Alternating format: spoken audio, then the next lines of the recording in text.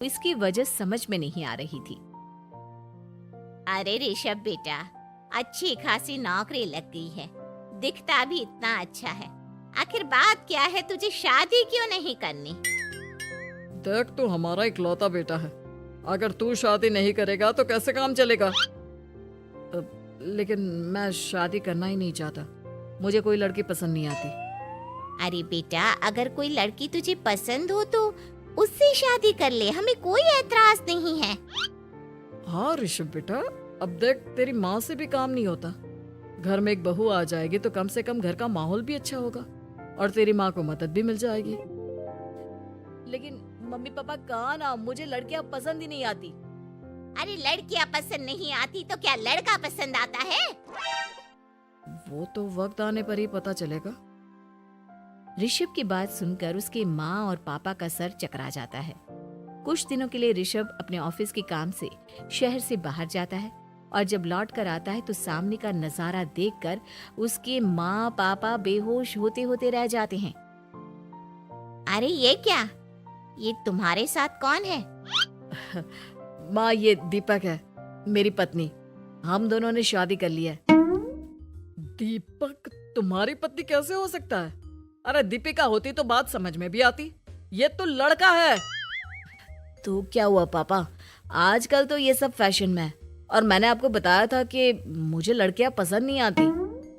अरे तो इसका मतलब ये थोड़ी है कि तुम दीपक को दीपिका बनाकर ले आओगे। मुझे बहू चाहिए, बहू के रूप में, ये आदमी नहीं। लेकिन मम्मी जी, मैं आपकी बेटे से बहुत प्यार करती हूँ। मेरा मतलब करता हूँ। अरे इसको तो करता हूँ करती हूँ का अंतर भी नहीं पता। लेकर जाए इसे वापस। अगर आपने इसे घर से बाहर निकाला पापा तो मैं भी इसी के साथ चला जाऊंगा। मैं ऋषभ के बिना जी नहीं सकती। मेरा मतलब जी नहीं सकता। हमारा जिंदगी भर का साथ है, प्लीज हमें अलग मत कीजिए मम्मी जी, पापा जी। हे भगवान, ये तूने क्या दिन दिखाया? मेरे बेटे को थोड़ी अकल दे दे। लड़के को बहू बनाकर घर में ले आया है। अब क्या होगा? हम दुनिया को क्या मुंह दिखाएंगे? माँ, बेकार में परेशान हो रही हो। दीपक आपके सारे काम करेगी और एक अच्छी बहू की तरह आपके साथ रहेगी, देखना। पहले तो खुद तो क्लियर कर ले कि यह कुछ करेगा या करेगी। बाद में हम सोचते हैं कि हम क्या करें। बहू के आने के बाद क्या करते हैं? मुंह दिखाई की रस्म। तो आप भी वही कर लीजिए। आप चाहे तो मैं पूरे मोहल्ले में न्योता दे आती हूँ। अरे रहने दे, तेरी वजह से बेइज्जती और ज्यादा होगी। आई बड़ी, अब मेरा मतलब है आया बड़ा न्योता देने वाला। अगले दिन सुबह के वक्त दीपक बड़ी नजाकत से चलता हुआ सबके लिए चाय बनाकर सुबह सुबह बालकनी में आ जाता है। प्रणाम मम्मी जी, प्रणाम पापा जी। ये देखिए, चाय बिल्कुल आपकी पसंद की है। मुझे ऋषभ ने सब कुछ बता दिया था कि आपको क्या क्या पसंद है। हे भगवान, ये सब क्या हो रहा है? ये क्या नौटंकी है? नौटंकी कहाँ है? माँ देखिए तो, मेरा दीपक आपका कितना ख्याल रख रहा है। लाओ, अब जो भी है जैसी भी है, चाय पियेंगे ही सही। थोड़ी देर के बाद, वैसे दीपक, चाय तो तुमने बहुत अच्छी बनाई है। चलो कुछ तो अच्छा हुआ। अगले दिन, अजी सुनते हैं, आज पैरों में बड़ा दर्द हो रहा है।